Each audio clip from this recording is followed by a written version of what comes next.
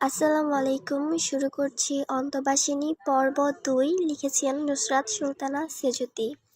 একে যে কি করে বাগে আনবি বন্ধু, সারা জীবন না আইবুড়ো কাটাতে হয় তোকে। চিন্তিত কণ্ঠ ওর।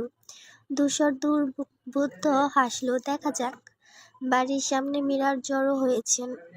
রাদীপ গলা ফাটিয়ে ডাকছে, ভাইয়া ভাইয়া। ধূসর ঠাক শুনে তাকালো। ওদের দেখেই নেমে এলো গাড়ি থেকে। রাদীপের দু হাতে বিশাল গাঁদা ফুলের মালা, মাকে দিয়ে খুব যত্ন করে গড়িয়েছে। ধূসর কাছে এলো, হাতের মালা দেখে নিচু হলো নিজেই। রাদীপ লাফিয়ে চড়িয়ে স্ফুটতলে চিপতে পরিয়ে দিল গলায়। উচ্ছ্বাসে তালি বাজালো হাতে। ধূসর ওয়ালেট থেকে করকরে নতুন নোট গুজে দিল মুঠোয়। কিশোরের খুশির স্রোত লাগাম ছাড়া তখন। ধূসর এসেই সালাম করল মীরাকে। বলল, তোমার মানত কিন্তু বিফলে যায়নি বড়মা। ভদ্রমহিলা অবাক চোখে জবার দিকে ফিরলেন। তিনি শশব্যস্ত বললেন, আমি কিন্তু বলিনি। মেজমা বলেননি, আমি জানি। বিস্মিত কণ্ঠ মীরার। কিভাবে জানলি? ধূসর বলল, না জানার তো কিছু নেই। যতটুকু মাকে চিনি ততটুকু তোমাকেও। মীরা বেগমের চোখ মুখ পাল্টে এলো। এমনিতেই স্বভাবে বড় কোমল মনের মানুষ তিনি। কথাটায় আবেগে আরও উৎফুল্ল হয়ে পড়লেন। টলমলে নির্মল জলকুটোরে হামলা দিল অচিরে। ধূসর জায়ের সন্তান হলেও ৮ বছর নিজের হাতে পেলে পুষে বড় করেছেন, খাইয়েছেন, গোসল করিয়েছেন, হাতে ধরে ধরে ABCD শিখিয়েছেন। সাহসে কত বায়না আবদার মিটিয়েছেন, হিসেবের অন্ত আছে? পরিবারের ভাঙন ধরলেও তিনি এখনো আগের মতোই মন প্রাণ দিয়ে মানেন ধূসর তার নিজের ছেলে। ছোট্ট ওকে বুকে জড়িয়েই সেই প্রথম সন্তানের তৃষ্ণা মেটানো। আঁচলে চোখ মুছলেন তিনি। লম্বাটে ছেলেটার মাথায় নিবিড়ভাবে হাত বুলিয়ে বললেন, দোয়া করি একদিন এ দেশের সর্বোচ্চ ক্ষমতার আসনে যেন আমার ধূসর বসতে পারে।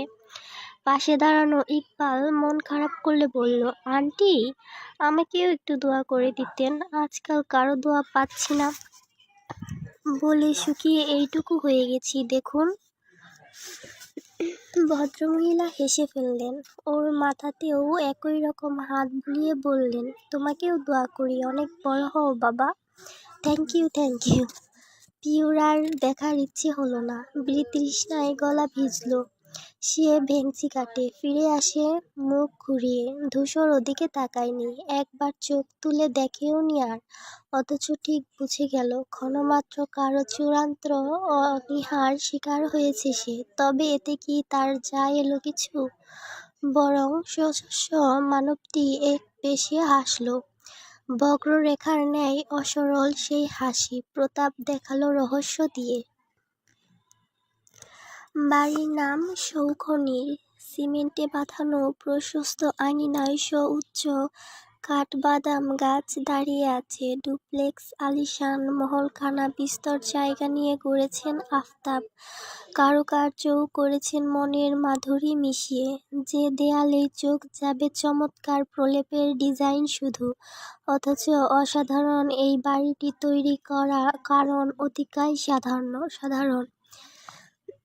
কেবলমাত্র প্রাণপ্রিয় বড় ভাই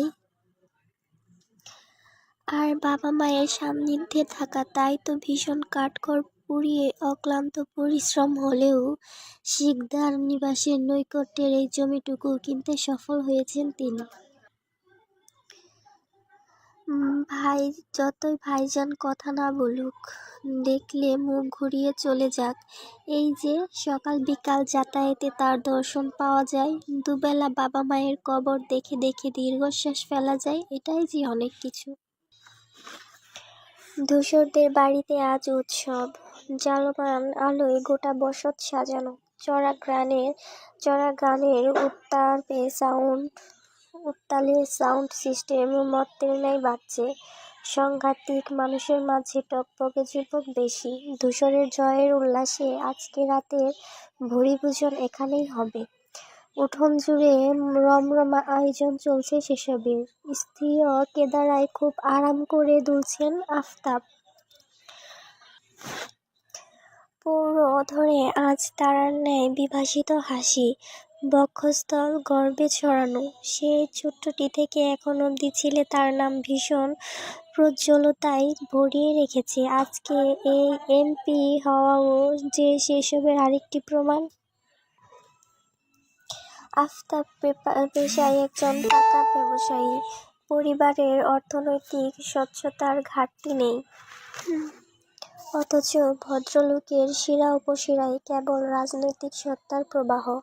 প্রপদে এই গোটা গুলশান থানার যোগ্য সাধারণ সম্পাদক তিনি। আর তিনি সেই প্রথম মানসিক তার পরিবার থেকে যে কদম রেখেছিল এই রাজনীতির চৌঘাটে। ঝোঁকটা অবশ্য কিশোর বয়সের, আর এজন্য যে জীবনে ঠিক কত রকম ভোগান্তি পোহাতে হয়েছে। অথচ আশ্চর্যের ব্যাপার হলো, ধূসরটাও একদম তার ধাঁচ পেয়েছে। রাজনীতির কিলবিলে পোকা নিজের সত্তায় গ্রাস করেছে আপোষে। কি অবলীলায় এত দ্রুত একজন দাপুটে নেতা হিসেবে গড়ে ফেলেছে নিজেকে। ভদ্রলোক মুক্ত শ্বাস টানলেন। হঠাৎ কিছু একটা ভেবে সেই হাসি মুছে গেল। পেছন ফিরে ক্লিক চোখ দেখলেন দূরে দাঁড়ানো একতলা ভবনটিকে। গাছগাছালির ভিড়ে রংচটা সাদা দেয়াল অল্প স্বল্প স্পষ্ট। মুহূর্তের জন্য সুপ্ত গভীর দীর্ঘশ্বাসের ঝুলি ভেতর থেকে ঠিকরে আসতে চাইল। খুব সন্তর্পণে ফের বুকের মধ্যে লুকিয়ে নিলেন আফতাব। এই রাজনীতির জন্য একদিন ঘরবাড়ি আর পরিবার ছাড়তে হয়েছে প্রিয় ভাইজানের সংস্রব। আজ তার এমন আনন্দঘন দিন, অথচ কাছের মানুষ কেউ পাশে নেই জড়িয়ে ধরার জন্য ভাইজানের বুকটা। এমন আনন্দ কি তিনি চেয়েছিলেন কখনো? বাহিরে সবার হই-হুল্লোড় দেখে মুচকি হাসল ইকবাল। চোখ ফেরালো জানালা থেকে। বুক ফুলিয়ে ভীষণ লম্বা শ্বাস নিল। ধূসরটার বিজয়ে তার নিজের লাফাতে মন চাইছে। মনে হচ্ছে জয়টা যেন ওরই। এই মুহূর্তে সবাই বাড়ির উঠান জুড়ে হলেও ইকবাল বসে আছে শৌখিনীর বসার ঘরে। ধূসর জামাকাপড় ছাড়তে গিয়েছে। তার খুব নিষ্ঠুর লোকজন ব্যতীত অন্যরা সদর দরজার চৌকাঠ মারাতে পারে না। উঠোনে পাতা চেয়ার টেবিলে বসেই সমস্ত আলাপ সরাতে হয়। কিন্তু এই হেতুর গণ্ডি ইকবালের জন্য নয়। সে ধূসরের বাল্যবন্ধু কিনা? এছাড়াও আরও একটি মানবের প্রতি উন্মুক্ত এই কড়া নিয়মখানা। গোলগাল মুখশ্রীর ছেলে সাদিফ হাসান। পেশায় এমপি ধূসর মাহতাবের ব্যক্তিগত সহকারী সে। অতীব শুভ্র চশমা পরোয়া ছেলেটার আদল জুড়ে হিড়িক পড়ে মায়ার। ইকবালের পাশে বসে আছে সে। চকচকে গ্লাস ভেদ করেও হন্যে চোখে খুঁজে বেড়াচ্ছে কিছু। তবে ইকবাল নিস্পৃহ, হাতে কান পেঁচানো কটমবার। তার এত দিক চোখ নেই, কিন্তু এক কাপ চায়ের জন্য জিভটা নিষ্পিস করছে ভীষণ। তাদের দুজনের দুরকম অপেক্ষার অন্ত দিতে হাজির হলো মারিয়া। কাঙ্ক্ষিত মানুষের ঝুমঝুম পায়ের শব্দে সাদিফ সামনে তাকায়। তড়িৎ শক্ত হলো তার পিঠের হাড়, বসল টান দেখে। লাল চুড়িদার পরনে ঘোমটা টানা মারিয়া যেন আগুন ধরানো সুন্দরী। এমনিতেই ওর ব্যাকুল চোখে ওর চাইতে রূপসী কেউ নেই। এই যে হেঁটে আসছে, যেন ছাপিয়ে যাচ্ছে পৃথিবীর সমস্ত আলো। এমন রূপ ও অপার্থিব রূপের অধিকারিণী ধরার মানুষের থেকেও আলাদা, যার বসবাস পৃথিবীতে নয়, সুদূর কোনো পরীর রাজ্যে হওয়ার কথা। সাদিফের সূক্ষ্ম ঠোঁট ভিজে ভেজালো। মারিয়াকে দেখলেই তার কণ্ঠনালী কাঠ হয়ে আসে। বৃষ্টির বিরল মরুভূমির মতন খড়খড়ে লাগে সব। ভাইয়ের জায়গায় ধূসর না হলে কবেই গলায় ছুরি ধরে বলতো, আগে তোর বোনকে দে, আমাকে দুলাভাই বানা, না হলে এক্ষুনি মেরে ফেলবো, যা। সে শোনেনি বোধহয়। কেবল হাঁ করে চেয়ে থাকলো মারিয়ার মুখশ্রী পানে। ইকবাল কাপের কোনায় চুমুক দিতে দিতে ঠোঁট চেপে হাসে। মারিয়ার সামনে এলেই সাদিফের এমন খুইয়ে যাওয়া নতুন নয়। গোটা বিষয়ের অধঃপাত্য রূপ তো তার, বেচারা কি বাজে ভাবেন না বসের বোনের প্রেমে হাবুডুবু খাচ্ছে। সাদিফের এমন ড্যাবড্যাবে চাউনিতে অস্বস্তি হয় মারিয়ার। অপ্রতিপিত নজরে এক পলক ইকবালকে দেখে গলা কাহাকারি দিল, কণ্ঠ উঁচু করে বলল, আপনার চা। মোহগ্রস্ত সাদিফ অমনি নড়ে ওঠে, লজ্জায় বোধ হয়ে শশব্যস্ত দৃষ্টি নামায়। মারিয়া আর অপেক্ষা করল না, ব্যস্ত কাপটা ট্রে থেকে নামিয়ে রেখেই প্রস্থান নিল গতিতে। সাদিফের বক্ষ ফুঁড়ে হতাশা আসে, চশমার আবডালে থাকা অসবর্ণ দুই চোখে দেখে যায় প্রিয় নারীর অপ্রিয় প্রস্থান। মারিয়া সামনে পড়লে নিজের আচরণে নিজেই অতিষ্ঠ ও। সেখানে মেয়েটা কি ভাবে কে জানে। এপাশে অসূচক শব্দ করল ইকবাল, নিঃশ্বাসে আক্ষেপ ঝাড়িয়ে চাপা কণ্ঠে বলল, আর কথা এভাবে মনের কথা চেপে রাখবে সাদিফবাবু?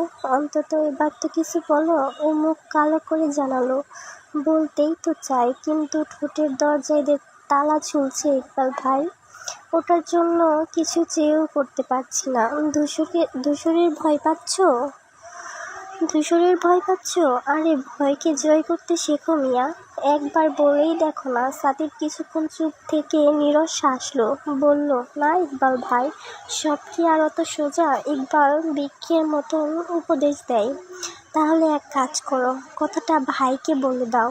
প্রেম প্রস্তাবের কথা মাথা থেকে ঝেড়ে ফেলে বিয়ের প্রস্তাব নিয়ে ভাবো। হবে না, ভয় লাগে। ধূসর ভাই যারা যদি ভুল বুঝে চাকরি গেলে যাক, কিন্তু এত বছর ধরে ওনার যে ভালোবাসা পেয়ে এসেছি সেটা নষ্ট হলে মরেই যাব। আর ওনার বোনকে ছাড়া বেঁচে থাকবে? এই প্রশ্নে সাদিফের কান্তিমান চেহারা তলিয়ে গেল বিষাদে। যথাযথ উত্তর দিতে ব্যর্থ, জিভটা ভেতরেই ঘাপটি মেরে রইল। আজ 2 বছর যাবৎ সে মারিয়াকে ভালোবাসে, মন প্রাণ জীবনের একাংশ বাকি নেই এই ভালোবাসা থেকে। এমন ভালোবাসা আকাশের মতো সুবিশাল, মেঘ আসবে যাবে, রং বদলে সাদা কালো নীল হবে, কিন্তু মাত্রাটুকুর সীমানা থাকবে না। মারিয়া চায়ের ট্রেটা শব্দ করে সিঙ্কে রাখল। আওয়াজ পেয়ে ফিরলেন রুবাইদা। মেয়ের ফুঁসতে থাকা রাগের হদিশ না বুঝে বললেন, চা দিয়ে এলি? তাহলে এবার পিঠাগুলো দিয়াই যা।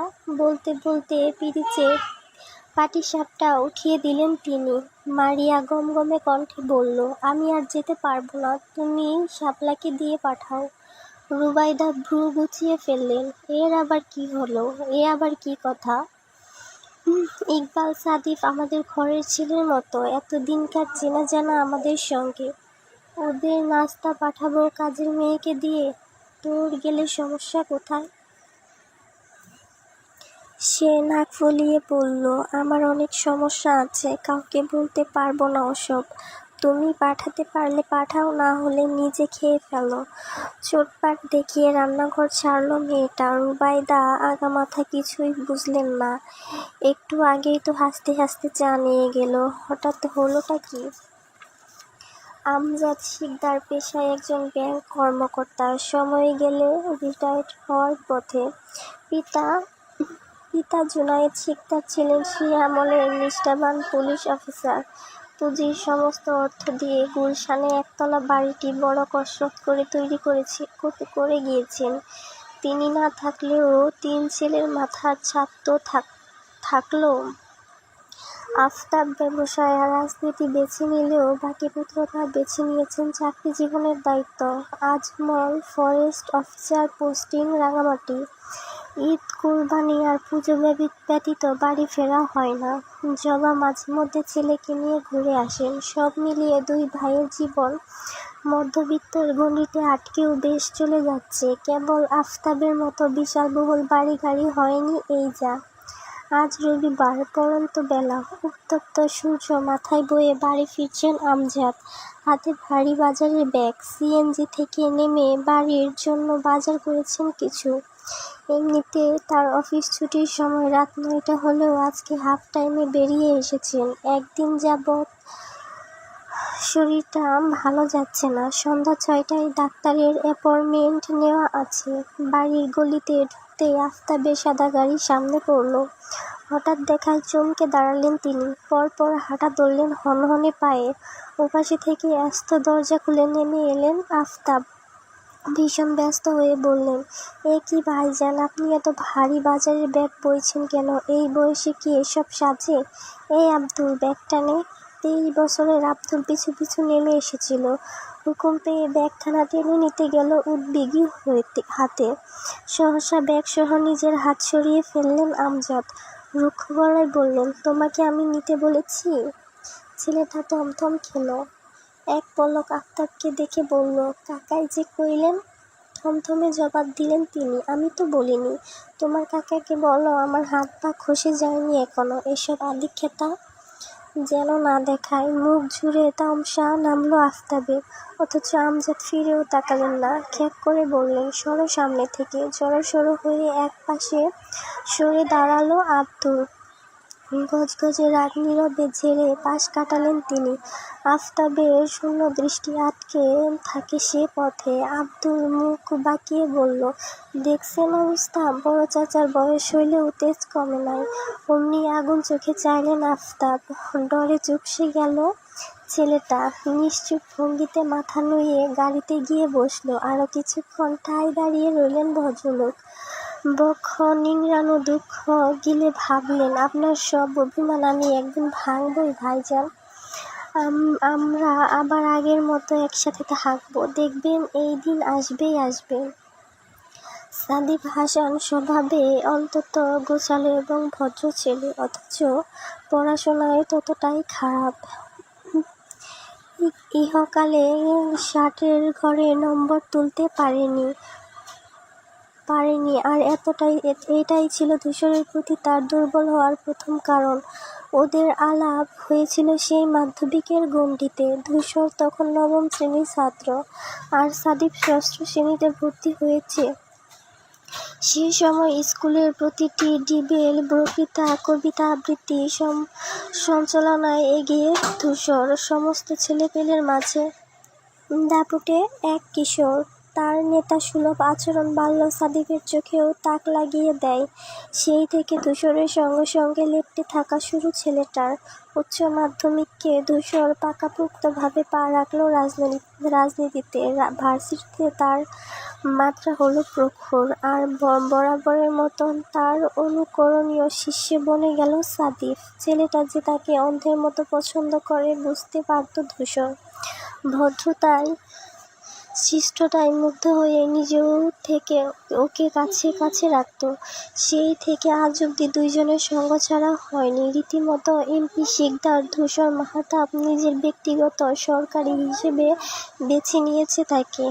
এক কথায় ইকবালের পর পৃথিবীতে ওর ভীষণ বিশ্বস্ত এবং পছন্দের দ্বিতীয় পাত্র হলো সাদিক। আজকে ধূসরের সংসদ ভ্রমণের প্রথম দিন। মেম্বার অফ পার্লামেন্ট হিসেবে শপথ বাক্য পাঠের পালা। একটু আগেই সেজন্য বাড়িতে হানা দিয়েছে ইকবাল আর সাদিক। এই মুহূর্তে ওরা দাঁড়িয়ে আছে শ্বেতরঙা সিঁড়ির গোড়ায়। চোখে মুখে প্রতীক্ষা। ধূসর যখন শপথনামা হাতে পড়া মাইক্রোফোনের সামনে এসে দাঁড়াবে, দরাজ কণ্ঠে বিনয় এনে এক একটা লাইন আওড়াবে। কি চিৎকার লাগবে না? দৃশ্যটুকু ভাবতেই স্বরবর্ণে উদ্দীপ্ত হয়ে পড়েছে দুজন। অপেক্ষার ইতি টেনে কিছুক্ষণ পরই নামল ধূসর। বরাবরের শুভ্র পাঞ্জাবির সঙ্গে পরিপাটি কালো চুল, গোছগাছ করা কলার, বোতামের উপর কালচে নকশাবিহীন হাত কাটা কোট। সাদিকের পাশে এসে দাঁড়ালে দুজনের গায়ের রঙের আকাশ পাতাল তফাৎটা নজরে বিঁধল খুব।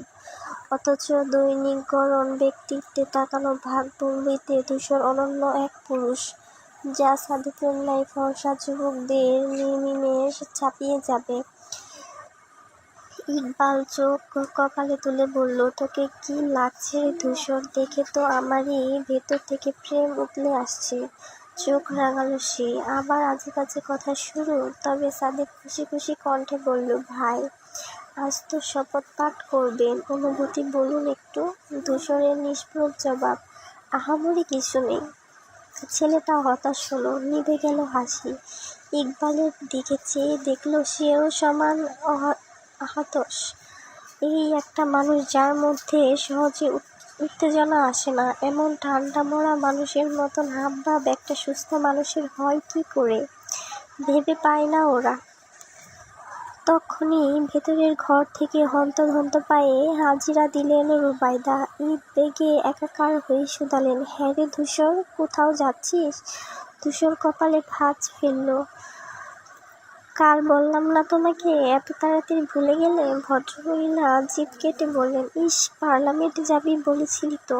আসলে বয়স হচ্ছে না, সব চলে যাচ্ছে মাথা থেকে। কিন্তু তুই বেরোচ্ছিস, তোর বাবাও বের হলেন, এখন কি হবে? মায়ের চিন্তিত কণ্ঠ ধূসরের উপর প্রভাব ফেলল কম। তবে ইকবাল আগ বাড়িয়ে শুধালো, কেন আন্টি, কোনো সমস্যা? সমস্যা বলে সমস্যা, আমার ভাইয়ের মেয়ে পুষ্প আসছে আজ, ওকে তো স্টেশনে আনতে যাওয়ার কথা। ঢাকার কিছুই যে চেনে না। ইকবাল বুঝতে পেরেছে, এমনভাবে মাথা দোলালো। তিনি আবার বললেন, ভাইজান এতবার করে বলে দিয়েছেন ও কোনো ট্রেনে এসেছে, কখন পৌঁছাবে, যাতে আমাদের আনতে যেতে অসুবিধে না হয়। কিন্তু এখন ও ধূসর, কিছু একটা ব্যবস্থা কর না। ধূসর হাতগুলি দেখে নেয়, অনুনয় প্রত্যাখ্যান করে সোজাসুজি, আমার সময় হবে না মা, গাড়ি পাঠিয়ে দাও। সামান্য ব্যাপারে এত মাথা ব্যথা বানানোর মতো কিছু নেই। রুবাইদা রুষ্ট হয়ে বললেন, সামান্য ব্যাপার? আমার ভাইয়ের মেয়ে আসবে, এটা তোর কাছে সামান্য হয়ে গেল? বাপের মতো কথাবার্তা শিখেছিস, তাই না? তোরা এতগুলো মানুষ থাকতে ওকে ড্রাইভার দিয়ে আনতে পাঠাবো? সেই কবে এসেছিল মেয়েটা, কত আশা নিয়ে ভাইটা আমার মেয়েকে এখানে পড়তে পাঠাচ্ছেন। আর প্রথম দিনই যদি এসব করি, সম্মান থাকবে আমার? একটা চক্ষু লজ্জার ব্যাপার আর তো আছে। ইকবাল, কি ইকবাল, তুমি বলো আছে না? সে সবেগে মাথা দুলিয়ে বলল, জি অবশ্যই আছে। আসলে আন্টি, আপনি আঙ্কেল সবাই এত বুদ্ধিমান মানুষ, অথচ ধূসরটা কিছুই বোঝে না, দেখেছেন? বাড়ির মেহমানকে আনতে কিনা গাড়ি পাঠাতে বলছে। ছি রে ধূসর, সে মনে ওর চিন্তা ভাবনা। ধূসর ভ্রু নাচালো। তাই? আচ্ছা ঠিক আছে, তোকে আমার সাথে যেতে হবে না, তুই বরং স্টেশনে গিয়ে মায়ের চক্ষু লজ্জা সামলা। ইকবাল হোঁচট খেল। সে তো রুবাইদাকে খুশি করতে এত কথা বলেছে, তাই বলে বেটা ফাঁসিয়ে দেবে? আমতা আমতা করে বলল, ইয়ে ইয়ে আমি আমি তো চিনি না। চেনানোর জন্যে তোর আন্টি আছে না? তুই এক বুদ্ধিমান, সে আরেক, দুজন মিলে ব্যবস্থা কর। I am late. I Sadif. ধূসর বেরিয়ে গেল। পেছনে সাদিফ যেতে যেতে ইকবালের দিক চেয়ে মিটিমিটি হাসে, যার চাহনি নীরবে বোঝায়, ধরা খেলেন ভাই। বেচারার মুখটা শুকিয়ে গেছে। এই রোদের মধ্যে এখন স্টেশনে গিয়ে মেয়ে খুঁজতে হবে? পার্লামেন্টের এসির বাতাসটাও কি মিস করবে না? কিন্তু না বলার উপায় কই?